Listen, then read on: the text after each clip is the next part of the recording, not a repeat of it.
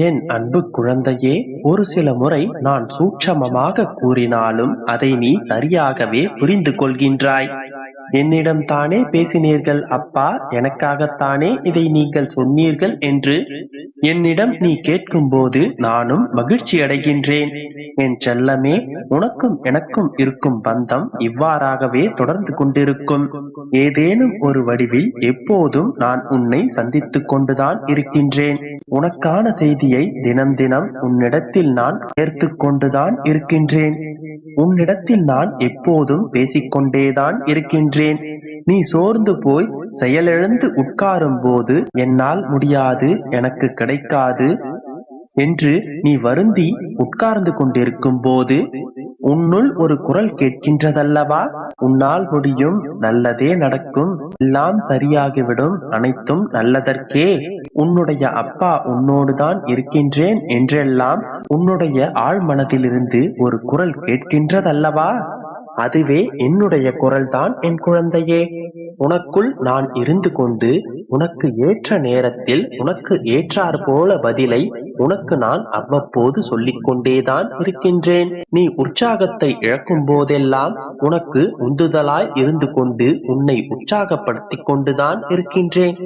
நேர்மறையான எண்ணங்களை உன்னுடைய மனதிற்குள் விதைப்பதற்குத்தான் நான் பாடுபட்டு கொண்டிருக்கிறேன்.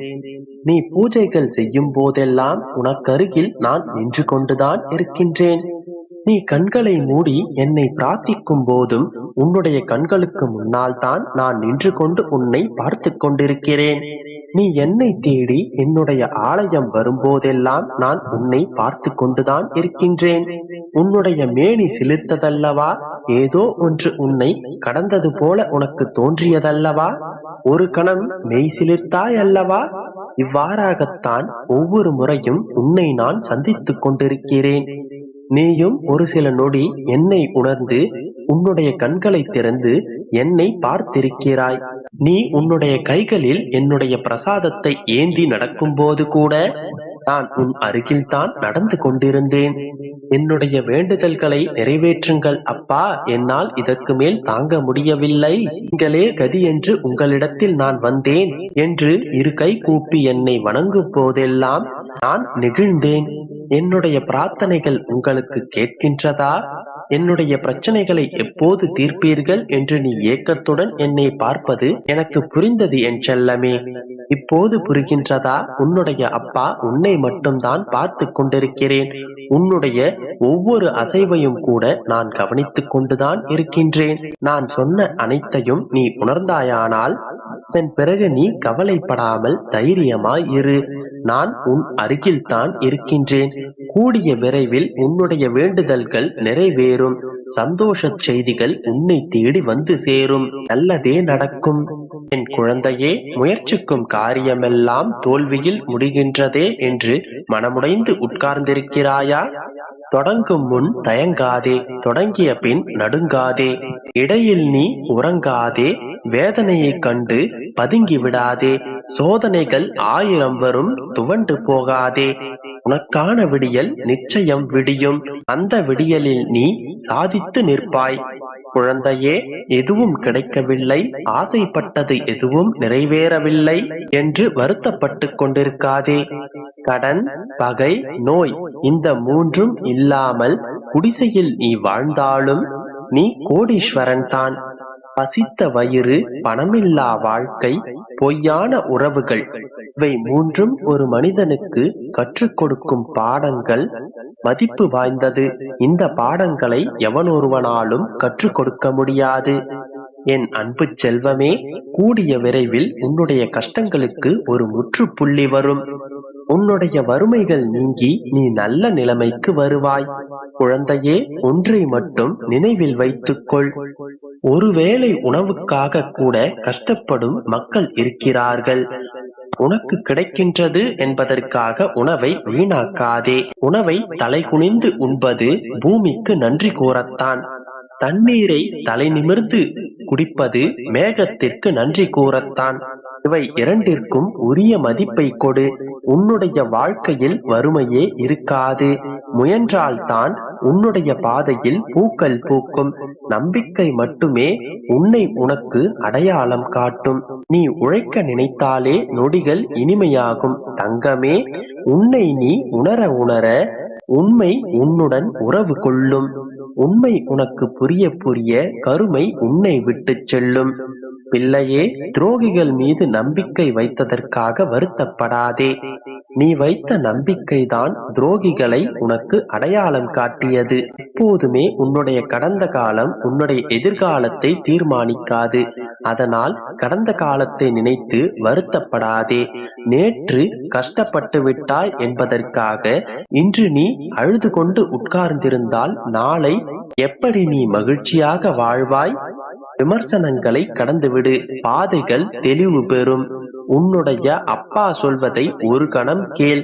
எந்த ஒரு சூழ்நிலையிலும் நீ நினைத்தால் உன்னை மகிழ்ச்சியாக இருக்க முடியும், அதே சமயத்தில் கவலையாகவும் இருக்க முடியும்.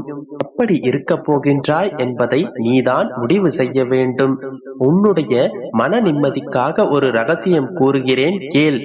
உன்னுடைய அப்பா சொல்வதை கேட்டு அதன்படி நடந்து கொள். அதன் பிறகும் உனக்கு மன நிம்மதி கிடைக்கவில்லை என்றால் உன்னிடம் நீ கேள்வி கேள். நான் இப்போது உனக்கு உறுதி அளிக்கிறேன். உன்னால் முடிந்த அளவிற்கு பிறருக்கு உதவி செய்தும் அந்த உதவிக்கு கைமாறு எதிர்பார்க்காமல் செய்தும் வா. அதிகமாக கொடுத்து பழகினால் அதிகமாக நீ பெறுவாய். நம்பிக்கையோடு இரு, நல்லதே நடக்கும். என் அன்பு குழந்தையே, என் வாழ்க்கையில் வழிகள் மட்டுமே நிறைந்துள்ளது, வேறு எந்த வழிகளும் இல்லை என்று ஏங்கிக் கொண்டிருக்கின்றாய். நல்லதும் சந்தோஷமும் பேரளவில் மட்டும்தான் என் வாழ்வில் உள்ளது.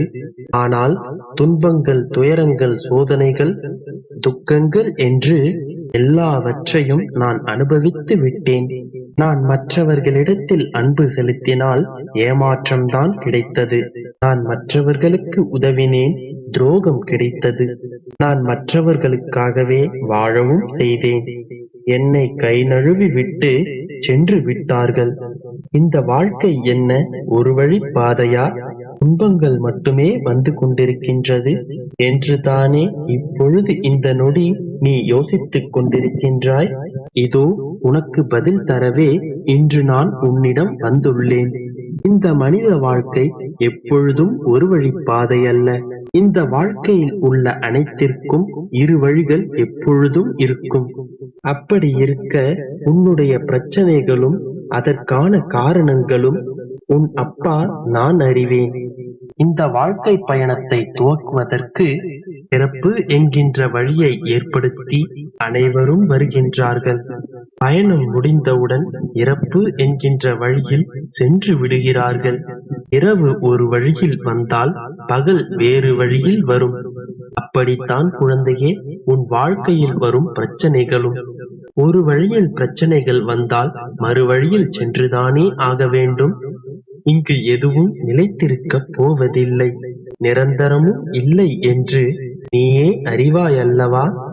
அப்படி இருக்கையில் வந்து போகும் பிரச்சனைகளுக்காக உன்னுடைய பொக்கிஷமான நேரத்தை தொலைத்துக் கொண்டிருக்கின்றாய். துன்பம் வருவதற்கு ஒரு வழி இருந்தால் இன்பம் வருவதற்கும் ஒரு வழி இருக்கும். அந்த வழியை தேடி கண்டுபிடிப்பதுதான் இந்த வாழ்க்கையின் விளையாட்டு.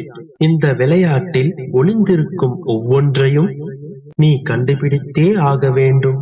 உனக்கான எல்லாமும், நீ கேட்கின்ற எல்லாமும், நீ விரும்பும் எல்லாமும் உன் வாழ்க்கையிலேயே ஒளிந்திருக்கின்றது. அதை நீ தேடி கண்டுபிடிப்பது மட்டுமே உன்னுடைய பணி. அதில் உனக்கு உதவுவதற்காகவும் ஒரு சில துணுக்குகளை சொல்வதற்காகவும் தான் உன் அப்பா நான் உன்னுடனே இருக்கின்றேன். நான் உன்னுடனே இருக்கும் பொழுது நீ எதற்கும் கலங்காதே. உன் துன்பங்களை எல்லாம் துரத்தி அடித்து விரைவில் உன் வாழ்வில் இன்பம் காண செய்வேன். நீ என் பிள்ளை அல்லவா? உன்னை எப்படி நான் கைவிடுவேன்? உன் வாழ்க்கை சர்வ நிச்சயமாய் சந்தோஷமாக